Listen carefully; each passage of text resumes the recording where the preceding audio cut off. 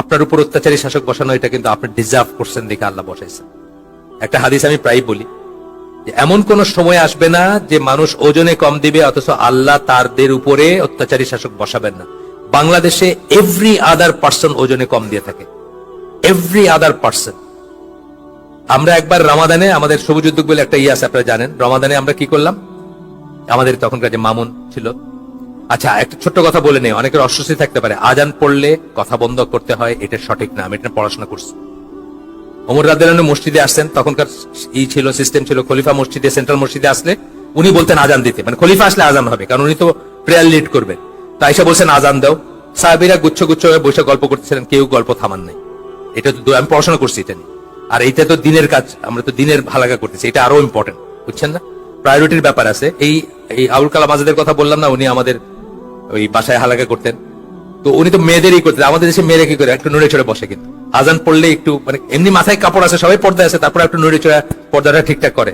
তো উনি ওখানে বলছেন যে এই আমরা দিনের হালাকা করতেছি, এখানে আমাদেরকে চুপ করতে হবে না, উইল ক্যারি অন, আমিও ক্যারি অন করবো। আর যাই হোক, তো বলতেছেন যে আমাদের দেশের কথা যেটা বলতেছিলাম, এভরি আদার পার্সন। তো ওই সময় রোজার দিনে ওই আমাদের তখনকার যে সিও ছিলেন মামুন, উনি ঠিক করলেন যে রোজার ভিতরে সবাই দাম বাড়ায়, আমরা আগে কিনে রেখে মার্কেটের চেয়ে কম দামে দিব মানুষকে। উনি এক লিটারের কোন তেলের বোতলই পান নাই, 1 লিটারের কোন বোতলই নাই, 990, 995, 1 লিটার কেউ দেয় না, যেগুলোতে 1 লিটার নেন আপনার, ওই জন্য কম না। আমি একটা উদাহরণ দিই যে আপনার আজান কটায়, 7:30, 8:30। আমি একটা উদাহরণ দেই যে আমরা তখন, আচ্ছা শেষ করে দেওয়া উচিত না, আচ্ছা এই অংশটুকু করে 2-3 মিনিট আর শেষ করে দিব ইনশাআল্লাহ। আমি একটা উদাহরণ দিই যে আমি একসময় সিলেট থেকে এসে আসতাম আপনার পারাবত এক্সপ্রেসে, এসে রাত্রে 10টায় নামতাম, এসে উত্তরে থাকতাম, তখন রাত্রে 10টা 10:30 দিকে আপনার বিমানবন্দরে। তা আল্লাহ আমাকে গাড়ি দিয়েছেন, যাই হোক আমি গাড়ি দিয়ে চলে যাব। কিন্তু দেখলাম যে 3-4টা বাচ্চা নিয়ে এক ভদ্রলোক, দাড়িওয়ালা ভদ্রলোক বা টুপিওয়ালা ভদ্রলোক, কোলে একটা বাচ্চা, বউ বোরখা আলী দাঁড়ায়, ইসেরে সিএনজি আলারে জিজ্ঞেস করেছেন যাবেন কই, মিরপুর। প্রথমে বউয়ের দিকে বাচ্চার দিকে তাকায়, তারপর বলতে 350 টাকা লাগবে। মানে তুমি ট্যাক্স, তোমার বউ আছে বাচ্চা আছে, রাইট হয়েছে, 350 টাকা দিবা, ঠিক আছে। কি করবেন, ভদ্রলোক উঠছেন, ওই ভদ্রলোকের কাছে যাইতে যেতে গপ্প হচ্ছে।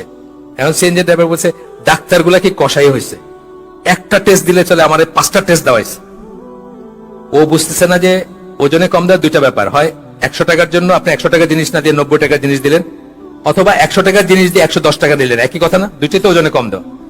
ও বুঝতেছে না যে ও ওজনে কম দিল, এখানে এই লোকটা ঠকাইলো, ও ডাক্তারের এগেনস্টে বলতেছে। এইভাবে কিন্তু আমরা প্রত্যেকের এগেনস্টে বলে যেতেছি, কিন্তু আসলে সবাই কালেকটিভলি এই দেশটা ওজনে কম দিয়ে যেতেছে। আপনি গভর্নমেন্ট অফিসে যাবেন, 12টার সময় দেখছেন যে স্যার বাসার জন্য বাজার করতে গেছে, স্যারের কোটটা আছে, আসবেন আবার ফিরে, এটা জানার কথা, কিন্তু বাজার করতে গেছে। আজকে ব্যাংকিং তো উইকেন্ডে ব্যাংকিং হয় না, উনি ব্যাংকের কাজ করতে গেছেন, স্যার কোটটা আছে এখানে, আবার ফিরে আসবেন, সব ওজনে কম দেওয়া না? সো এমন কোন সময় নাই যখন মানুষ ওজনে কম দিবে অথচ আল্লাহ তার উপরে অত্যাচারী শাসক বসাবেন না। তো এটা আমরা এখান থেকে আমরা শিক্ষা নিতে পারি। একটু আগে